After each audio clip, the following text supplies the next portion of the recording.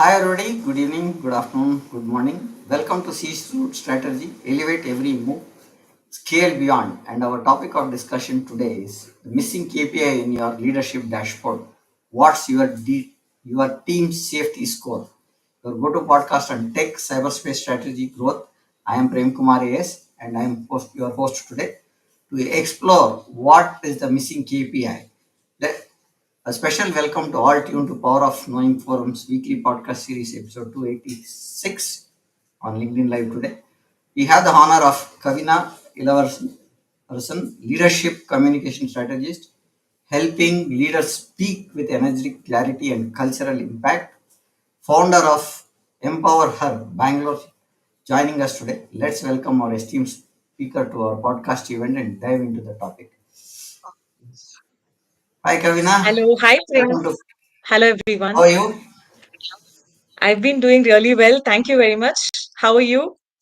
Good, Kavana. A small intro about your journey to the audience so that we can connect you to the audience.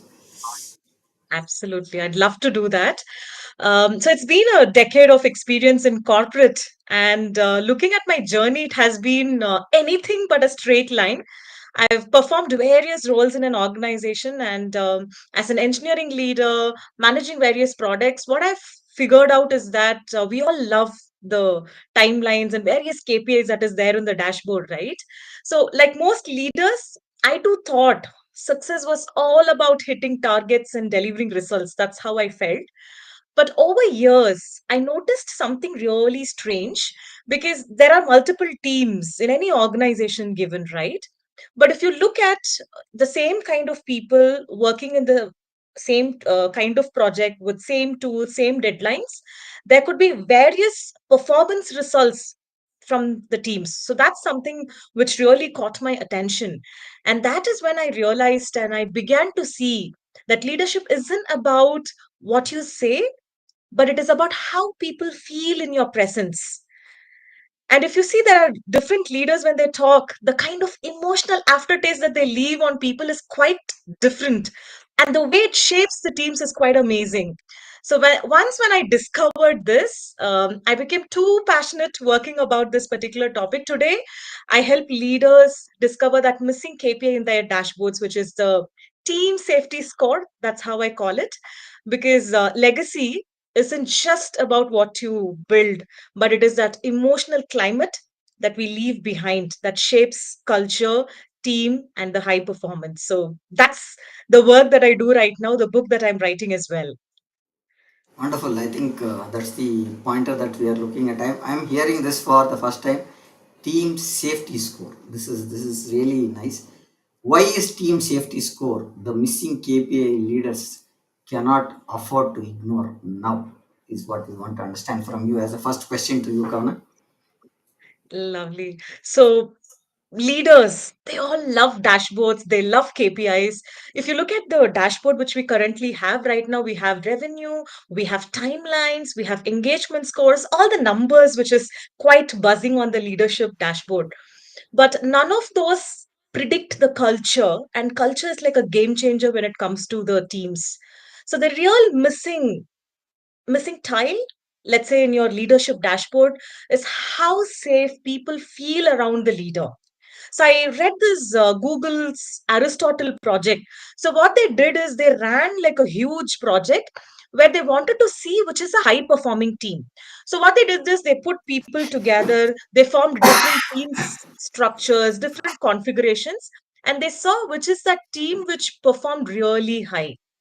So that is when they understood that the team which performed high is not because of talents, it's not because of any other factors, but the number one predictor of the team's high performance is a psychological safety. So Hmm. my work reframes this as a KPI, which is a team safety score. Because here is the truth. Your presence is either safety deficit that you're making or a withdrawal of safety in your team. So without this measure, what happens is that leaders blindly run the teams. Today it may be giving them great results, but if the team is running today without the right kind of safety score, tomorrow it will come down crashing. So that is why I tell that the energy or the safety score that I'm mentioning right now is going to be a number one KPI that we all have to start tracking because tomorrow it is very important. No, I think the KPIs are very, very important to be tracked, right? The key performance indicators. Where the performance is lagging is what we look at, right? Now, what is in me as a frontline IC analyst or an engineer when it comes to KPI? Because we've seen KPIs only looking at the senior level. Those are the places where we speak more about KPIs.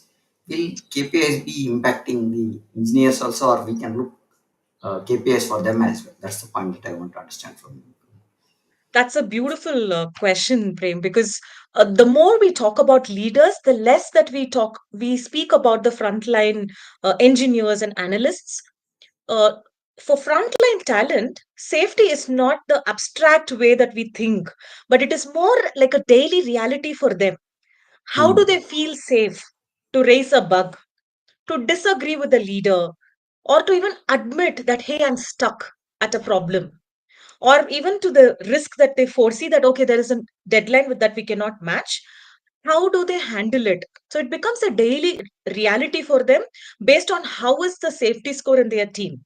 When the safety is really high, what happens is they feel more safer to raise problems, solve problems earlier. The kind of cycle time that they take is really less. The voice becomes more stronger for them. Whereas if the safety is again low, they don't have that environment to perform well. So my message is that for the frontline team, it is very simple for them, yet very important as well. Safety is like that bridge between their expertise and the impact. If as leaders we could come and bridge, they can really be working impactful. What I see is you will have to look at the safety correlates with faster life cycle time and fewer rewrites. Kind of what we want to look at. There is an easy way to look at metrics, and that has to be with a cycle. Faster cycle is what we're trying to look at. Am I right in saying that? True. Yes, very true. How exactly do you define team safety score and what does it include? Because parameterization of the key performance indicators is one thing that is very important. So, how do we look at team safety score? Absolutely. Yes. You brought the right one on the parameterization. So, when we talk about team safety score, I would like all of us to think of it as that health check of the team's safety feeling. So, this includes various factors. Number one, how often people speak up in the meetings, in the conversations, all of that. The second thing is how much dissent is welcomed in the project environment. Are they feeling safe enough and courageous enough to speak? The third health check is about whether the risks are flagged early or it's just coming out as a problem later on. The fourth one is that whether the feedback is candid or they are guarding themselves, they want to give a very polished feedback, or sometimes it's silenced, they don't want to give feedback at all. So, putting all of this together, I call this the SCORE model, SCORE model. So, what S stands for is the speak up. Are the team members really speaking up during meetings? If they are silenced, it means they are not feeling safe. The second letter C stands for challenge. Are they challenging themselves to bring the boldest ideas rather than the safest ones? O stands for openness, how open they are in terms of sharing what they feel. Do they speak only when they can put their thoughts polished, or they can talk raw as an idea? Because it really matters. If the frontline team is bringing polished ideas, it means they are not bringing at all. We need to give them the safe environment where they can go openly share even the rawest of ideas. So now moving on to the next one, R stands for risk sharing. How early that they are catching the risks and telling it to the leaders. If they are not feeling safe enough, they are going to bring it too late. And then the risk is going to have an impending effect on the management and the project. So that is R. E from the SCORE model, E stands for empathy. How do they feel empathetic about the situation? So these are nothing but the SCORE SCORE model. These are the everyday currencies of trust, which is happening in daily interactions, daily meetings, daily project discussions, which is happening. So it's better that we start measuring them every month, every day, and not yearly. If we can measure sales, we can absolutely measure safety as well. And it's very important to measure. I'll just take one note of it. When you say S is for speak, right? C is for Yes. S is for speak up, C is for challenge, okay. O for openness, R for risk sharing, and E for empathy. I'm just taking a note of it so that we can put this on the scroll somewhere. Okay, great on that. Sure. How is TSS different from engagement or satisfaction metrics, which was tracked earlier, right? So how Yes. different is it now? Oh, thanks for asking that question. Sometimes when we talk about the safety score, people quite often think it is nothing but the engagement score. So, Okay. engagement survey, which is prevalent right now, even in the leadership dashboard, and there are a lot of surveys around it. If you look at the Hmm. engagement surveys, it tells how people felt about that past quarter. Okay. We can think of engagement as the history, and that's Hmm. like that lagging indicator of how people are engaged in the teams.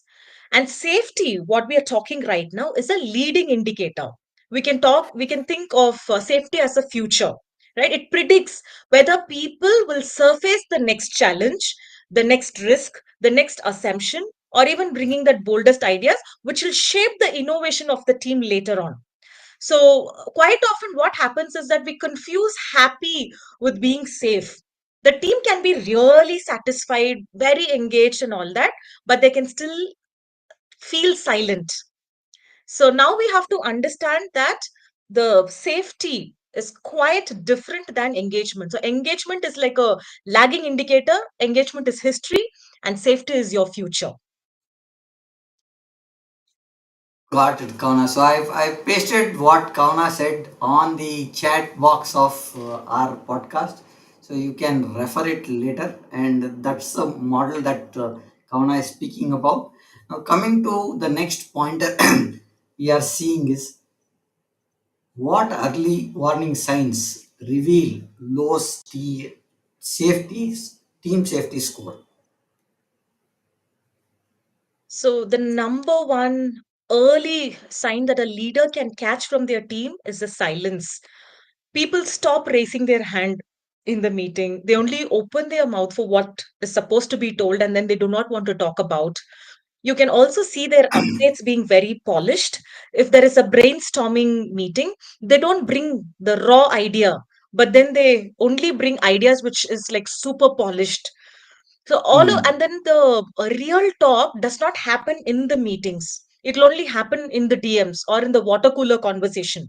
But what matters is the real conversation which happens in the meetings, right? So all of these are pretty early sign that we can catch as leader. So to put things together, silence, not speaking up in the meetings, and the side chatter or the real conversations which happens outside and not the in between the meetings. So these are certain things that show up when the safety is already low.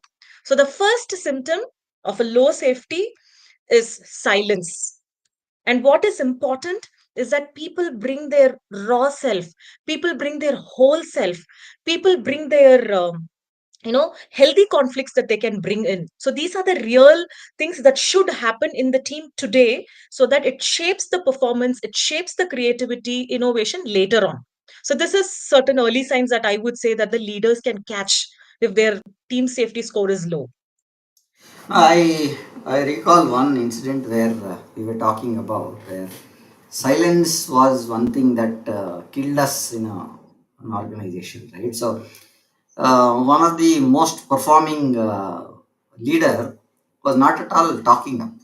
So when we found this, and suddenly we saw his resignation, and when we found out what was the main reason for this, is he was not heard at all. So he was told what to be done rather than what he was doing was helping, but he was told not to do things. He was told only to do these things.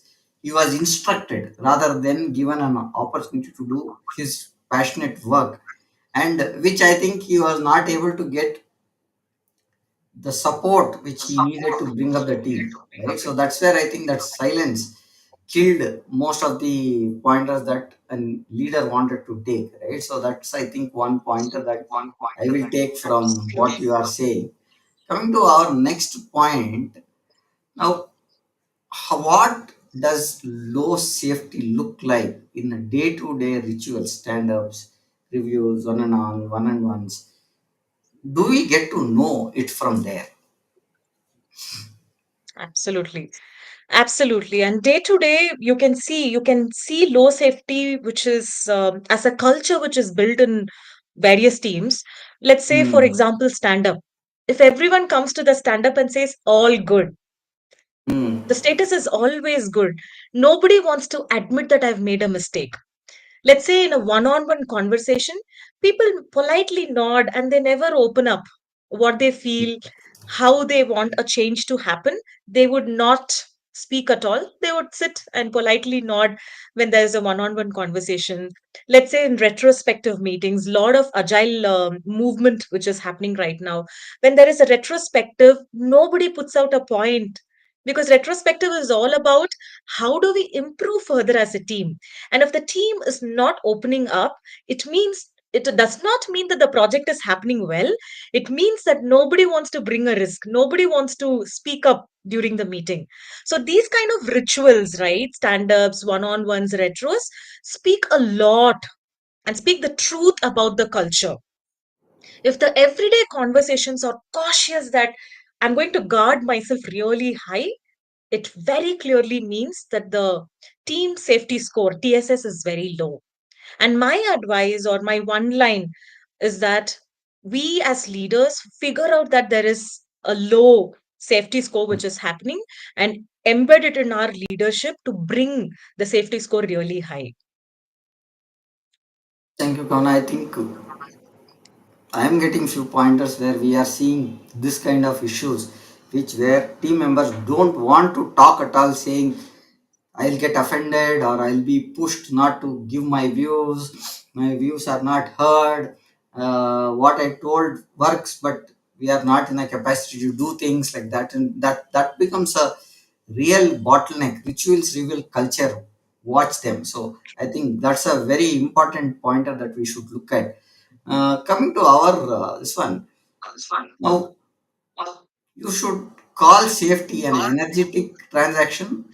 What does that mean in practice? Because I don't know safety as an energetic transaction. I'm not getting how exactly it is going to be looked at. Your Yes. take on it. So I want to, cite a neuroscience in this. So Mhm. what happens is that we are all this. We have a nerve called as vagus nerve, which is like the longest nerve, which stems at the back of our brain and goes all the way down. So what happens is that in the neuroscience, all of us are like this signal transmitter and signal receiver. So we are constantly transmitting signal, whether we like or not. We both are sitting here. You are transmitting. I am transmitting. Similarly, we are also receiving signal, and we are constantly analyzing if the signal that I'm receiving is a threat or it is trustworthy environment. So what happens is that when we constantly do this as a human being, the weight of what the energy that a leader is transmitting is really high than anybody else. I'm talking only about the team situation. So what happens is any smallest of a word that a leader speaks or a body language change that a leader speaks, the team is sitting there constantly analyzing, am I safe in this environment or there is a threat? And when I say threat, I'm not talking about a fire alarm which has happened or a tiger, you've spotted a tiger. The threat that the brain can actually process, can you believe 200 millisecond, less than 200 millisecond is what a human brain takes to process a threat. And threats, when I say, is not big. It is as simple as a change in the tone of your boss. And these are all high performing biology that I'm talking about, and it is so very happening every minute. So why I call this energy transaction is because any smallest of a change in the communication or a conversation from the leader affects the nervous system of the team. And that's why I call this energy transaction. It is not very spiritual but very true. It's the high performing biology that I talk about. And any leader who leaves the meeting room doesn't just leave the meeting room, but then they linger in the mind of people, because it's basically the energy transaction which has happened. So that is why I call it the energy transaction. And it is very important for the leaders to understand that when I stand there as a leader, I'm basically emitting certain signal, and I'm directly talking to the nervous system of the team members. Now, what you are saying is, I recall few people entering a room. There are talks everything, even before they can put a Absolutely. word. So, when you have such leaders, then after the discussion is over, also their presence is felt there, and it's kind of there where, oh, okay, what did happen now? This is what we heard. It's a great idea, and we keep thinking there. We don't come out of that discussion for some time. I think the present sets safety as a thermostat there, right? So you stick there for some time, and I think that's what you're trying to say. How do leaders unconsciously transmit anxiety or safety through micro behaviors? Because you spoke just now about that, where you said you can feel a threat in 200 milliseconds, right? So I think little more detail on how we can look at this as a pointer, Kavina. Sure. So, as I mentioned, the signal is something which is, constantly getting transmitted and getting received. When it is a leader, it is like the proportion of the weightage that the body language or their words carries is really high. Let's say, Mm. for an example, we might have come across such a situation where there is a meeting and there's a room where all of them, the whole team member comes together. They are very happy, happily chit chatting. You can look at their body language, very happy and ongoing.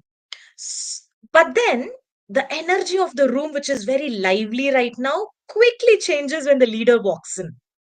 Mm. And that is the energy. If the leader walking in is very anxious, let's say the leader just walked out of a very difficult meeting, and then people can actually sense the energy that this person is carrying. Clenched jaws, his hands being very tight, very firm body language, the way they come sit. So this Mm. is an indication, and people just don't listen to the words. They process the energy even before they can listen to the words. So that becomes the emotional climate of the room.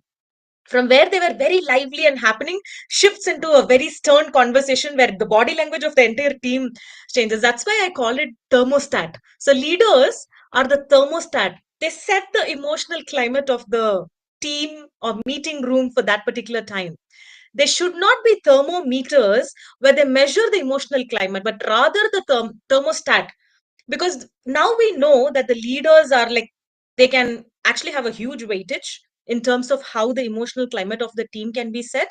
So now, with awareness, they can be actually setting what kind of emotional climate that they can be setting in.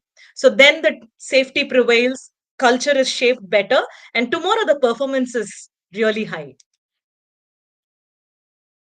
If I can add TSS to a dashboard, what exactly should I be measuring it on a monthly basis?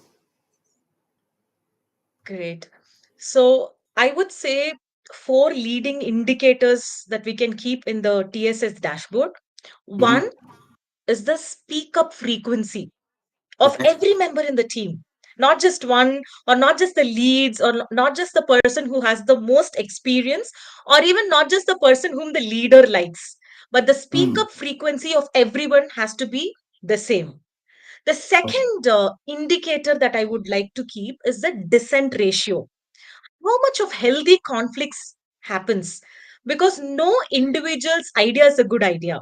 Because when I go Mm. sit as a leader, I do not give my ideas at all, because the leader gives their idea at the beginning, right? It becomes Yeah. the decision that the entire team will go through it. So dissent ratio is second. How much a person says, and then they're like, hey, this idea is nice. Can we tweak it this way? So that is your dissent ratio. Or even disagreements, they this will not even work, right? The next one Hmm. is near miss reporting. So near miss reporting is something which is borrowed from the aviation or healthcare. So it Okay. talks about the mistakes that they have gone through and then how do they admit it. So that near miss ratio is another thing. How many risks are brought onto the table? So that is another one. Hmm. So speak up frequency, dissent ratio, near miss reporting. And one thing that I want to add is, just like you do this engagement surveys and all of that, it is also better that we do a short safety pulse survey. Okay. So this way we'll keep understanding what is the score, because again, it is not like engagement where people say, I'm happy for the last quarter, but this is a constantly churning. Today, my team may be feeling very safe, but I will sit on the table and let's say somebody brings a very raw idea and then I simply dismiss it. Maybe I did not mean to dismiss it. It's just that I feel that there is no time. We need to finalize something and then say, hey, no, let's talk about it later. Hey, I like your idea. So it may be as simple as it. What happens is that not just that person, but everybody around is looking at it. Tomorrow, nobody is going to bring rough ideas. Hmm.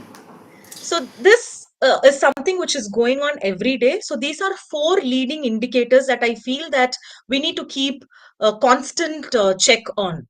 Because when we measure the moments that matter, that is what will give us a direct proportionate of the safety score of our team. Now we are talking about a team, right? So it is a collective feedback, right? Team safety indicator is a collective feedback. What are the top leading indicators you would include for predictive team safety score? Because it is a collective thing and every person is different in what they do. How do you collectively take that analysis? Got you. So let's zoom in a bit more. Uh, how do we predict TSS is a leader can look at the time to raise a risk. Hmm. What do I mean is, how long does it take for the team or a team member to raise a risk which is coming? Hmm. In safe teams, the risk surfaces really quickly, or even the raw, okay, it might happen. They're not very sure, but they are giving a alert to the leader quite early. So that is safe team. If you look at unsafe teams, the risks linger in silence for a very long time until it becomes a crisis. So this is one of Hmm. the strongest predictor of the safety health of the team. So it is like time to raise the risk. How long does they take to raise a risk? So this is one.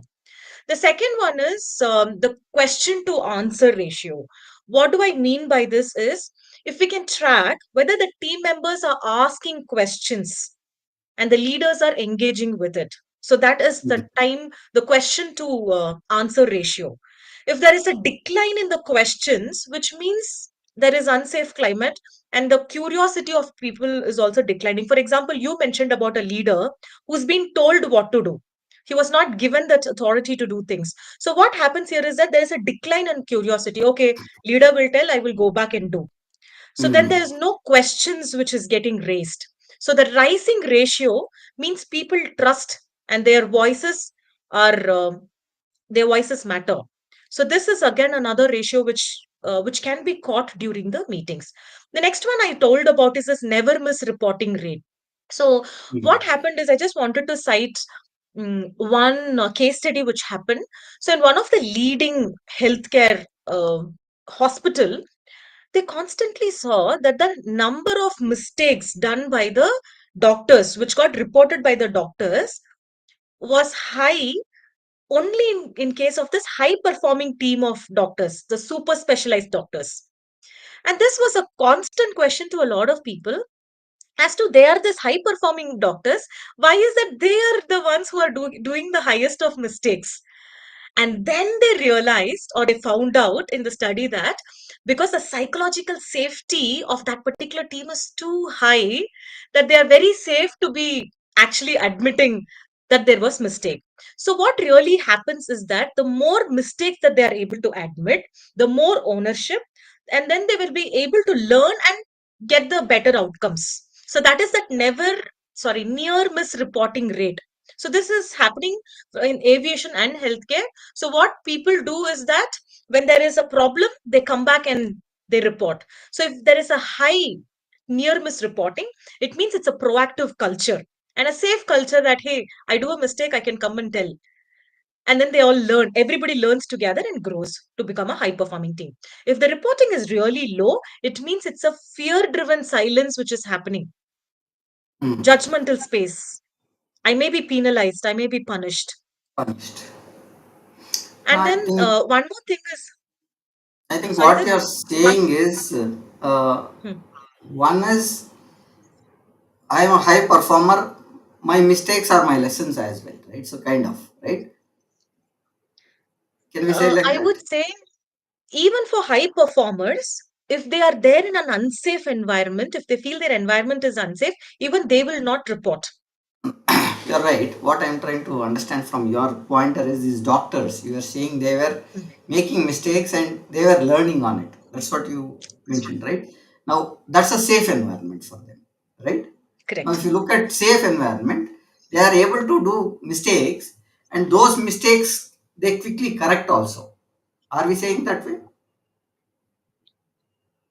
Yes, we say so. I wouldn't relate to high performing doctors. They are happy to be reporting their errors. If the Hmm. high performing, there are every project, every team has high performers, but will they admit? Not really. No. It depends on the team environment, the team safety score, the TSS score. If the TSS score is high today, maybe there are only one or two performers.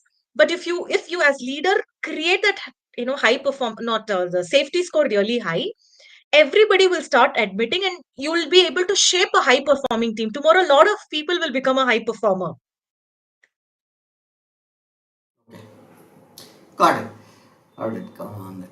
Now, coming to our next point, can you share a research linking safety to hard outcomes like maybe quality, maybe safety standards, or kind of a revenue that also can?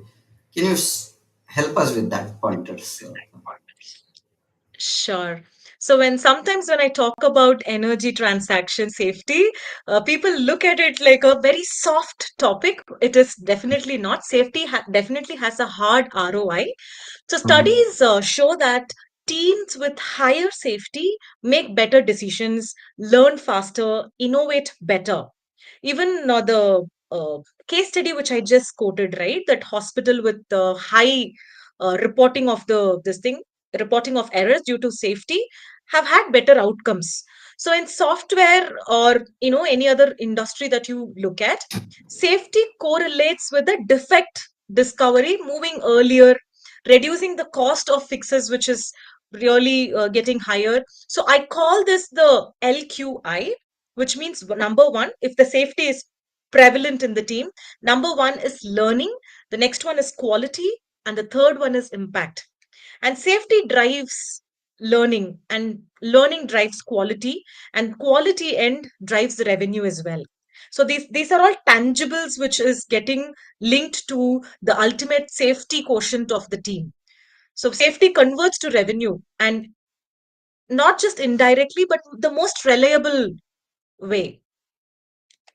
I think I'll refer to cybersecurity when we look at, right? So when we look at how an organization is valued is the way their data is protected or the assets are protected, right? Now what you are saying is the same but in a different context, not in a cybersecurity context, but if they feel secure, they'll perform more and they will voice out more. Yes. And that pointers can lead into innovations that can be helped in problem solving, which goes on hand in hand where the discussions go very neatly and they have their voice to be heard and they have multiple options to evaluate.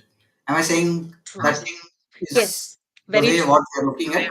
Okay, great. So that get term into a team. a strong team building. That is one thing that I think what we are trying to see, right? Absolutely. The strong team building that you mentioned.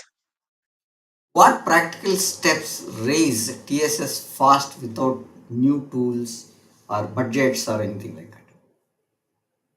So yes, without tools or budget, it definitely can be, practically brought in into a team. Mhm. My suggestion would be to start small, and my favorite is this challenge first round in the teams. So if you look at the psychological safety again, one of the predominant or the most fundamental thing of a team has to be that they should have that openness and a feeling that they can have healthy conflicts. So you can have Hmm. this challenge first round before you start the meeting. So invite people to talk about what is that something which they think is not going well. So ask for dissent, ask for disagreement, and openly ask, so that it makes people open their Hmm. voices. Otherwise, generally we all have a feeling that, let me be safe, I will not talk something which will ruffle feathers. So asking people to actually challenge the status quo is the most effective way where we can start building that culture and telling people that this is very safe, go and do it.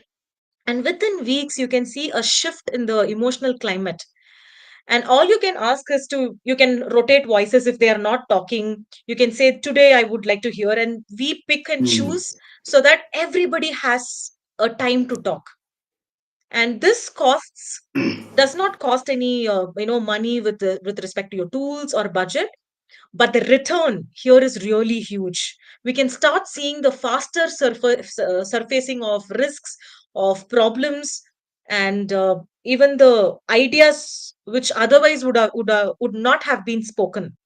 So my simple suggestion would be that invite dissent, and you can watch the speed rise really high for the team members. I think you're asking people to agree and disagree as well. So, kind of. True. So, you can agree on certain terms, and this is what I don't disagree. Rather than saying I am not accepting it, my view is I don't agree for this pointer because I can look at it in a different perspective, right?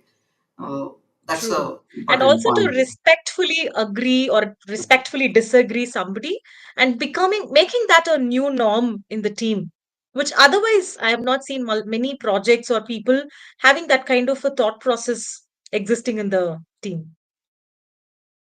I think what should senior leaders communicate incidents to protect safety and credibility, because uh, today credibility is one big challenge, right? It is a credible source. Has it been copied from somewhere, or it has been an example that has been used somewhere? How is that taking shape when you look at this TSS score? So you're asking more from the leader's perspective, Yeah. right? How they can be embodying. Yes. Great. So again, very, very simply put, I would like to talk about those micro moments, but very powerful moments that the leader will be shaping this TSS. The first 2 minutes of a meeting. Hmm. How are we opening? Are we opening with an urgency? Or are we opening with what has left us behind from the previous conversation? Really matters when we start the meeting. S- if we open the meeting, let's say the project is in a very critical situation. Many of us has gone through this. Do we get into the meeting and ask, why are we behind this? What is happening in the team? I want to know now. This could be Hmm. one way of opening, right? Or the other way of opening is just to acknowledge presence of the team members, yet we are in a critical situation, but just opening, telling that, hey, good to see you all, let's align on what matters today. Hmm. The shift Yeah. is really Shift. huge. So the first 2 minutes of a meeting, how the leader opens is really critical. And Harvard research says that the first 90 seconds of a meeting, the employees emotionally mirror the leader's tone. The situation that we spoke, right? The meeting was very happy and all of that. The leader came in and everybody shifted their entire body language. So the first 90 seconds is important. If the leader is aware of those first 90 seconds, and if they can start it really well, it can that first 2 minutes can actually shape the next 2 hours of healthy conversations. The second thing is, very important thing, is who the leader listens to the most, because listening is absolutely the leadership currency, and everybody talks about active listening being one of the core skill of a leader. So listening is a currency. So who the leader nods or gives constant eye contact to is something which matters the most in setting the culture and the emotional climate of the team. He may think that, hey, my senior voice, my right hand, the technical person, 20 years of experience, all of that might be inside. But what really happens is slightly a nod, a slight eye contact to them will actually make the juniors silenced. And if Hmm. you only listen to those people, the innovation in your team dies. Nobody wants to talk. It's only the seniors who's talking, right? So it is very important for a leader to know that every eye contact that they make is either a green light to certain people or a red light to somebody's voice, and that red light is a is a major game changer. And that becomes the small things that you do, right? It becomes ripples, and these ripples create the culture. Another thing which I want to tell is the first response to the bad news is another thing which is very important, and this one is really huge. How the leader reacts or gives their first reaction to a bad news becomes the filter for the other members to bring this up again. Let's say somebody brought a risk. If the leader is telling, hey, why didn't you raise this early? Why did you come now? Is one way of answering. Or other way of answering was, hey, thanks for raising this. Now let's look at how do we fix this early. It is a huge game changer when it comes to the team feeling very safe with this leader. And another I, one that I wanted to highlight is how the leader handles a dissent. Because innovation doesn't come from agreement, it only comes from disagreement. Because one person's voice cannot become innovation, and that becomes like a unilateral innovation, right? So how the leader handles dissents is another thing. So if somebody tells even a rough idea, if you can lean forward and say, very nice idea, can you help me see the way you see it? I don't understand. Just leaning forward and giving the ears to them really helps. And when you push dissent as a leader, you can definitely buy innovation. If you do the other one, if you are not, you're against dissent, then we are buying silence from the team. So put all of this together, the tiny moments, the micro moments like a greeting, eye contact, a reaction, all of this is what is setting the emotional climate of the team. And what is it today that you do is going to create ripples, that is going to create culture tomorrow, and later it is going to sit on the annual report and we'll see as town hall numbers. I had an experience in this scenario where we are working with a vendor, okay, and I've told this in my previous podcasts also. What this guy who was working for the vendor was my reportee as well earlier. So he's gone to Okay. the vendor this one now, and we both are in the same one project which he is supporting. And it so happened that there was a issue that happened, and we did not recognize that as a risk, as what you rightly said. So what we did was we were talking, and this guy now he is on the other side. You will talk good about the other side, right? You see, we did so much to you, that this and all the stuff. He is showing that he was giving us ideas. He people did not implement all the things. We heard for some time, and then we said, first you are this side, and now you are that side. The same discussion happened few months back when you are this side also. So let's respect Mm. each other. We know this kind of issues happen. This is where is the risk. Now, what is that you want to do? You will solve the problem of the customer, or you'll keep doing a discussion on this mistake. Do you have a plan, or you don't have a plan?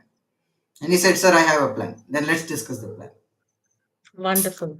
So when we brought both together, is saying that bus everybody has a miss that happens, and that's a risk that we are taking, right?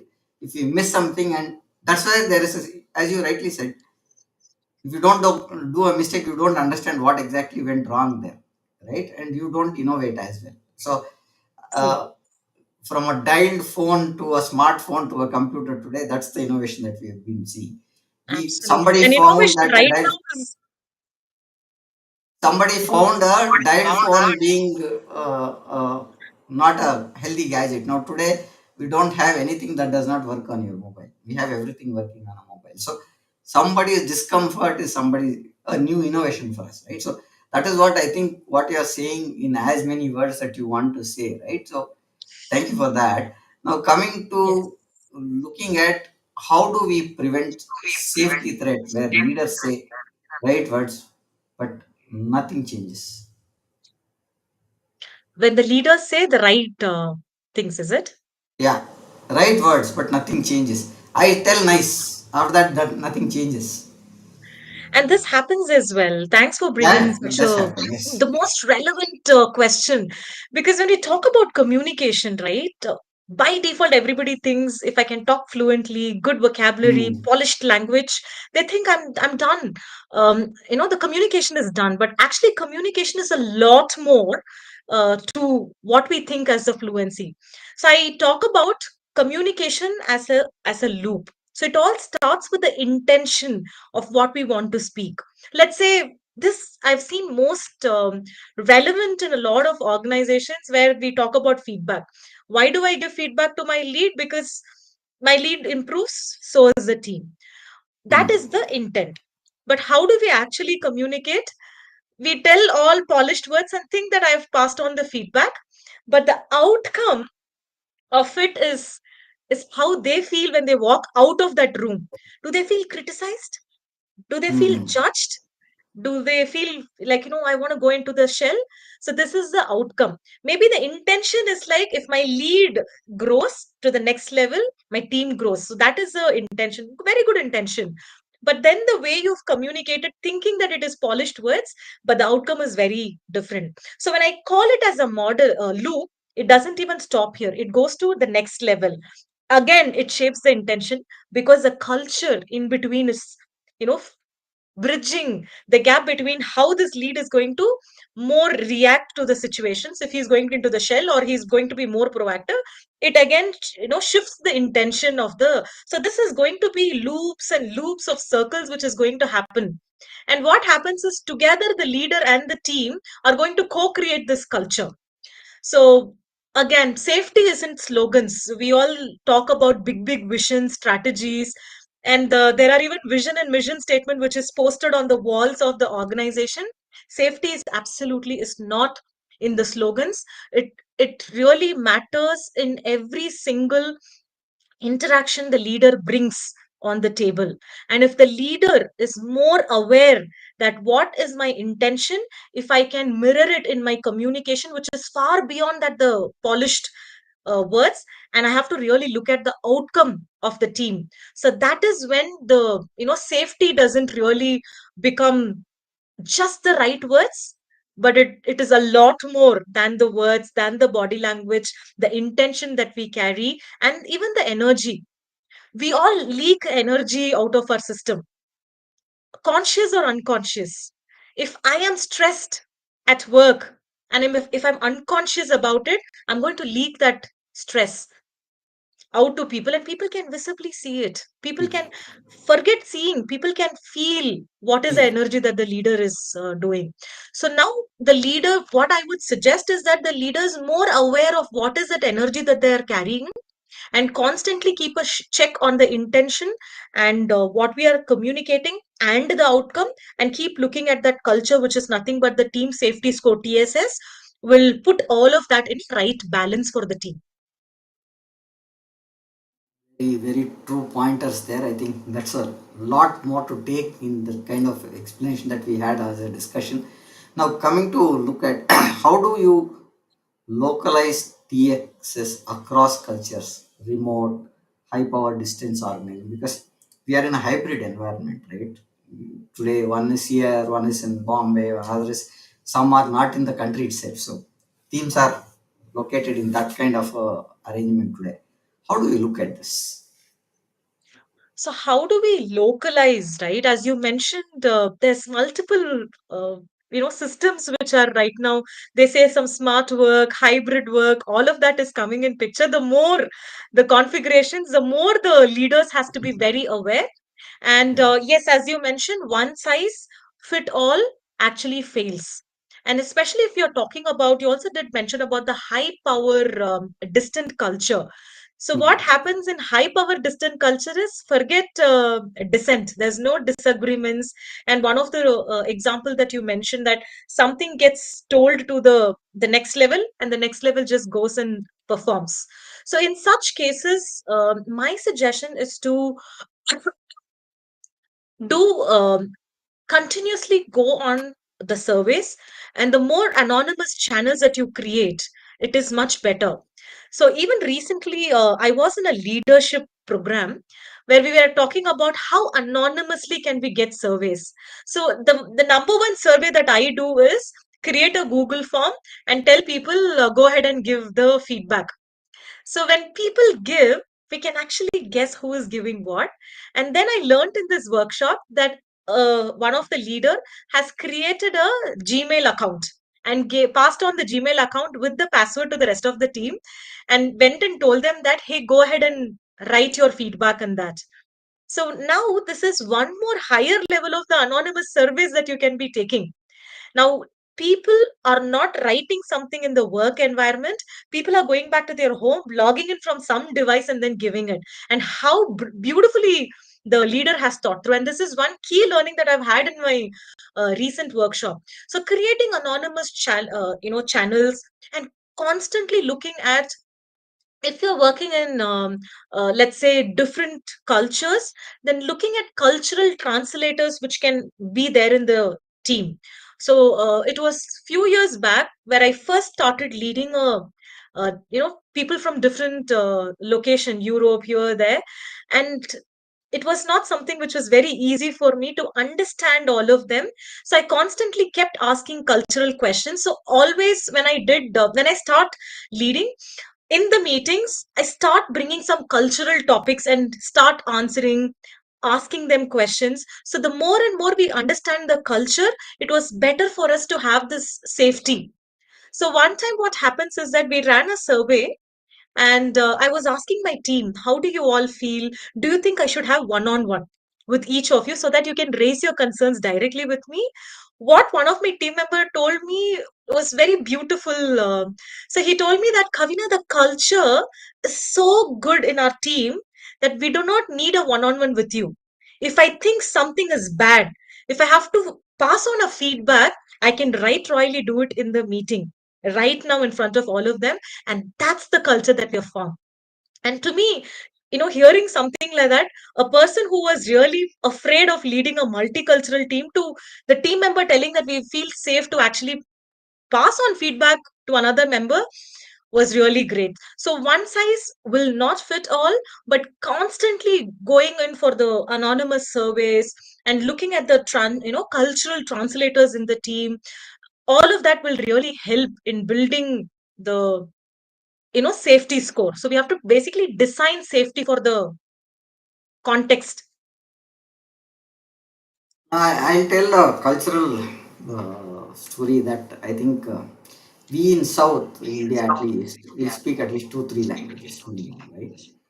Now Yes. you have teams across Andhra, Karnataka, Tamil Nadu, and Kerala, and you know four languages. The way you can gel with them is next level. I tell you, my experience is that now you go and speak their native language, they forget English. Then the whole conversation is at different level, and you get True. things done just like that. It happens like that. You don't need to say anything to them. They feel that they are connected. So that is one thing I had the privilege of. For me, I know five languages, which five, six languages I can speak and talk, speak Wow. and do that. Four is by states here: Karnataka, Andhra, Tamil Nadu. My mother tongue is Telugu, so I know Telugu. I'm brought up in a place where Tamil is a prominent place, which is KGF. And Nice. Kerala has been my project space where I've been working on most of the projects. My parents are from Nice. Andhra. So all four are kind of a languages which we know normally. Lovely. And Hindi is kind of a thing that we understand. Adding to Hindi, some part of Oriya, Punjabi, I can understand. So that's Oh, the wow. pointer. Now I went to Kerala, I'm able to talk to the client. I go to Andhra, I'm able to talk to the client. Once you bring that closeness to the culture, the ball game itself shifts. That's one thing Absolutely. I've seen in cultural way of handling teams projects. So I had that privilege working in MNC which had projects across these four states and on north Mhm. also. So it was a different experience. Now we are talking about localizing teams across cultures, remote teams. This is what I thought I'll bring it up when we speak about this pointer. Now, on to the final question that I have in mind. How does the KPI reshape leadership legacy and performance reviews? Absolutely. So when we talk about TSS, or let's say legacy, when we talk about legacy, again, it is not about what is the performance outcome or the success criteria that a leader has developed. Leadership legacy is about what people are speaking when you've left the room, what people are speaking when they might have worked with you 10 years back. How do they speak about you? And that is the leadership legacy that any of us are leaving behind. So if we have to have that kind of a environment, or when people think working with us, it's directly proportionate to how people felt around us. So there's a lovely wordings. It says people will forget what you speak, what you said. People will forget what you did, but people will not forget how you made them feel. And that True. is the legacy that we can be leaving behind as a leader that we are all in. If we can shape the climate where people are feeling safe, and that's a great feeling that we can be giving. Because we as humans, we constantly have this one part of our brain constantly keeping a check whether I'm safe or not. The moment they feel they are not safe, they go into this amygdala hijack, and then their logical brain shuts down. Then when the logical brain shuts down, we all know how much of work gets done. And what happens is that this will again create a ripple, and a person may not have directly impacted with that leader, but just because of this cultural shift, they do not feel good working in such an environment. So I feel leadership legacy is about how the leader has made the team feel, even long after they have stopped working or long after that meeting is even done. I think very important pointers there, Puna. I would like to summarize on few pointers that we spoke about today on our discussion. Now that we have come to the pointers that we spoke about, missing KPIs leaders cannot afford to ignore. That is the first point that we spoke. Then we spoke about safety speeds your work, grows your voice. That's what we spoke. And there one thing that we spoke about team score. I would like to bring it again. I put it here. I'll make a scroll on it. So this is this pointer that we discussed, which we spoke about a framework or a model which is score model. Speak up, challenge, openness, risk and empathy is one thing that we spoke about. Then we spoke about how a clear score makes cultural differences in terms of what is missing, how anonymous feedbacks can be looked at, speak up, open feedback, reporting, empathy, all those pointers that we spoke about. Then we spoke about how we can look at a low team score as a warning, and how what is the silence of a leader or a silence of a performer makes a difference in the whole structure of the team. Score is what we spoke about. Anxiety kind of behaviors we spoke about, and we spoke one pointer which needs to look at dashboard and what can be measured. Those are the pointers that we discussed today. And we spoke also on some research on linking safety to a revenue or a quality or a standard is what we spoke about. This is what we spoke about in the last 1 hour. Time flew and we had a very good conversation. Thank you for joining us. Any last minute word pointers that you want to add to the audience before we conclude? I just want all of us hearing right now, be it leaders or not, uh, just being aware that we are constantly interacting with another person, not just on a physical level or a mental level, but understanding that we are constantly interacting with the nervous system of the other people and being aware about it and leading ourselves as a leader is something that I wanted to share. Even in Great. parenting, how are True. we parenting? Because we are constantly interacting with the nervous system. If the child is not responding logically or is in an amygdala hijack, which meaning they are very emotional, they are either fighting or they are frozen or they are Mm. flying away, we understanding that we are interacting with another person's nervous system and we could lead ourselves in a way that we are making the other person feel safe. I feel not just at organizations, we can actually be leading the world better. True on that, Kavina. And for the audience, we have streamed this podcast live to LinkedIn, YouTube, Facebook, and Instagram. Hope you found this discussion valuable and thank you for joining us. Our next podcast is going to be the 287th podcast on the 2nd of September at 6:30 p.m. with a new topic. Looking forward to see you again. Good day and bye to the audience and bye, Kavina. Thank you for joining us today. Thank you very much for having me here.